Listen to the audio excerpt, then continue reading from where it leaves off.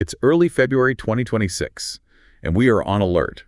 We have a confirmed outbreak of Nipah virus in West Bengal, India. And we have to be clear, this is a biosafety level 4 pathogen. This is not a drill. We're looking at a case fatality rate that, historically, sits somewhere between 40 and 75%. That's the number that really gets your attention, 75%. What exactly is Nipah virus? It's a zoonotic RNA virus. It's in the family Paramyxoviridae, and the genus is Nipah virus. Why does the fact that it's an RNA virus matter to a clinician on the ground? Well, RNA viruses tend to mutate, but the immediate concern is that BSL-4 designation. You simply cannot handle this in a standard hospital lab.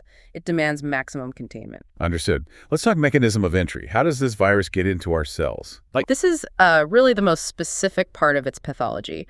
It targets a single receptor, Ephrin B2. Ephrin B2. And where do we find that receptor in the body? It's not random. It's highly expressed in 3 key locations: vascular endothelial cells, neurons, and smooth muscle. And that distribution just perfectly maps to the clinical picture we see. Exactly. It completely explains the dual pathology. It attacks neurons, causing encephalitis, and it attacks the endothelial cells lining blood vessels, which causes vasculitis. So you get brain inflammation and blood vessel damage at the same time. Correct. It's a systemic assault on both the vasculature and the central nervous system. How does the virus physically do it, the attachment process? It's a 2-protein system. The Nipah protein binds to that Ephrin B2 receptor. Then the Nipah F protein initiates the fusion of the viral membrane with the host cell. Bind with G, fuse with F. That's the sequence. Simple and brutally effective. Once it's in, the immune system should kick in. How does Nipah get around that? It has a very clever evasion strategy. The virus produces what are called P gene products. And what do these P gene products do? They're immune antagonists. Specifically, they block interferon signaling. Interferon is basically the fire alarm for the innate immune system. That's a perfect analogy. A cell gets infected, it releases interferon to warn its neighbors. Nipah's P gene products, they cut the wire. They silence that alarm. And the clinical result of that silence? Unchecked viral replication. The virus can multiply to an extremely high titer before the adaptive immune system has a chance to even respond. It buys itself time to spread through the bloodstream. It facilitates viremia, yes, and that allows the virus to seat itself in the lungs and, critically, the brain. Let's shift to transmission. Where does this virus live, the natural reservoir? The Terapus fruit bat, which you might know as the flying fox. And the bats themselves, they don't get sick from it. No, they seem to carry it asymptomatically, but they shed the virus in their saliva, urine, and feces. So how does it make the jump into people? There are 3 main routes. The first is direct spillover. This is what we see most often in Bangladesh and India. And this is the one involving date palm sap. Yes. People harvest raw date palm sap. At night, bats will drink from the collection pots and contaminate the sap. Then humans drink that raw sap. Okay, what's the second route? Intermediate hosts. This means pigs and horses. Tell us about the big Malaysia outbreak in 1998. That was a classic pig-mediated event. Bats were dropping fruit, likely contaminated, into pigsties. The pigs ate the fruit, the virus amplified inside the pig population, and then farmers caught it from the pigs. Did the symptoms look different in that outbreak? They did. The viral dose coming from pigs was so high that the human cases presented with much more severe respiratory symptoms at the onset. And you mentioned horses. The Philippines outbreak in 2014. That one was linked to horses. Transmission happened through contact with sick animals and also the consumption of horse meat. Then there's route 3, the one that's most dangerous in a healthcare setting. Human-to-human transmission. How does that happen? Mostly through respiratory droplets and direct contact with bodily fluids. Which creates a huge risk for nosocomial or hospital-acquired infection. It's a major driver in outbreaks, absolutely. We see it happen when isolation protocols are slow to be implemented. We see it in households where families are caring for the sick without any protection. Okay, let's walk through the clinical timeline for a patient. What's the incubation period? Typically, it's about 4 to 14 days. Any outliers? Oh, yes. The incubation period can stretch out as long as 45 days. That really complicates taking a patient's history. It does. You can't just ask about the last week. You need a full travel and exposure history, going back at least 6 weeks. And how does the illness start? It begins with the prodrome, a really non-specific febrile illness, fever, headache, myalgia, sore throat, cough. So it looks like the flu. It looks like dengue. It mimics dozens of other tropical diseases, and that right there is the diagnostic trap. How does it progress from there? It can progress very rapidly. The patient can develop acute encephalitis, drowsiness, disorientation, seizures, and then coma. What about the respiratory side?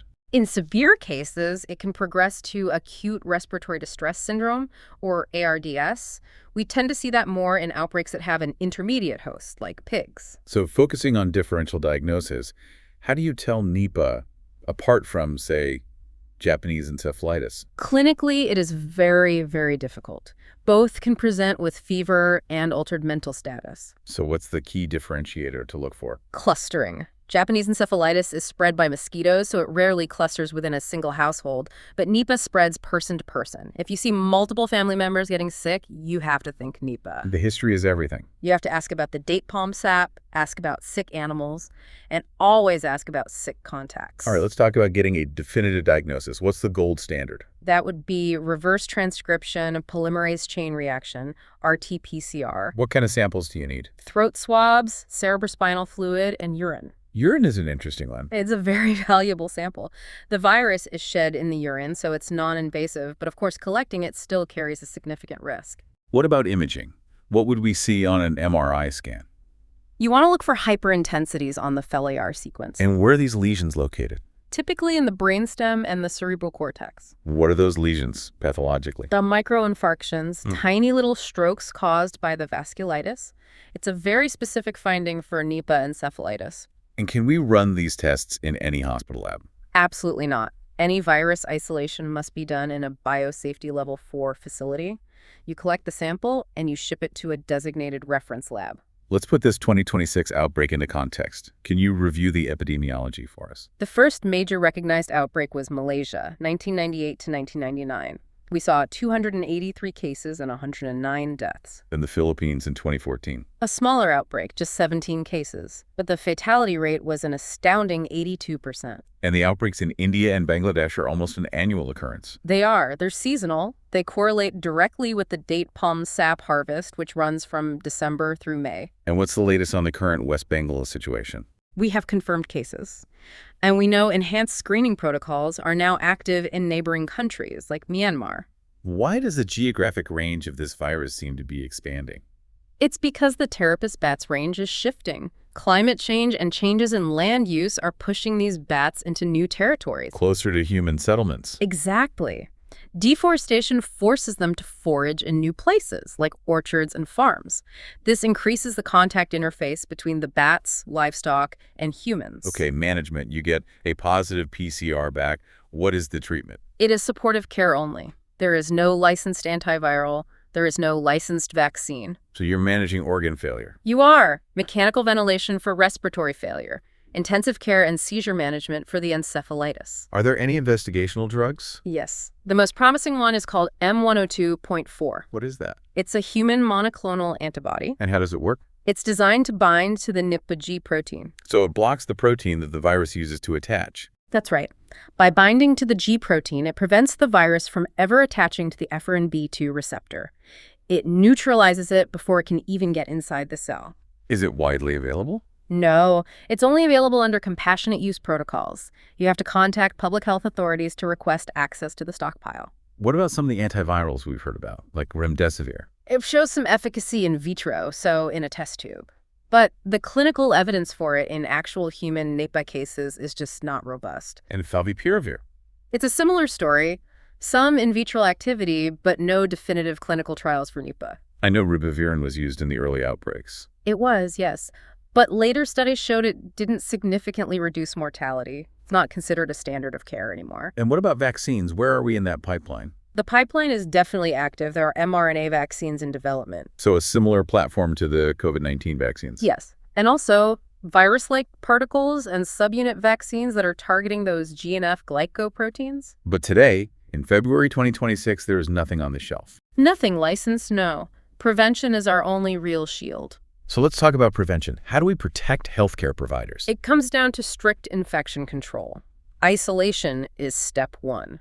And what level of personal protective equipment? Full coverage.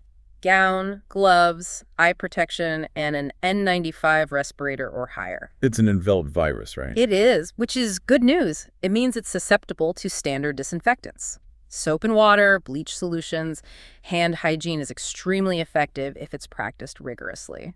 What's the public health message about the date palm sap? Simple. Do not drink it raw. Can you make it safe? You can. Boiling the sap will kill the virus. The traditional products like date palm molasses are safe. The risk is only with the fresh raw juice. This sounds like a problem that needs a One Health solution. It's the definition of a One Health problem. You solve the human health crisis by, in part, addressing agricultural practices and animal husbandry. You have to monitor the bats, the pigs, the horses, and the people. Let's summarize the key takeaways for clinicians. Number 1. Maintain a very high index of suspicion. A patient from a risk area with fever plus neurological signs equals Nipah until proven otherwise. Number 2. Isolate immediately. Do not wait for a lab result to come back. Number 3. Take a meticulous history. Ask about SAP. Ask about sick animals. Ask about sick family members. I want to end on the bigger picture. The WHO lists Nipah as a priority pathogen for a reason. That reason is its pandemic potential. It already spreads through the respiratory route. It does. Now, currently, its reproductive number is pretty low. It doesn't usually sustain long chains of human-to-human transmission. But it's an RNA virus. It mutates. And that is the absolute nightmare scenario. If a strain of Nipah adapts to transmit more efficiently between people, we could face a pathogen with the transmissibility of influenza and a 75% mortality rate. So the surveillance happening right now in West Bengal isn't just a regional issue. It's a matter of global security. We're in a race against viral evolution, and the expanding bat habitat is accelerating the clock. Nipah is a low-frequency event, but it's a high-consequence one. Exactly. We will continue to track the West Bengal situation and update as we learn more. Thank you for your attention. Stay safe.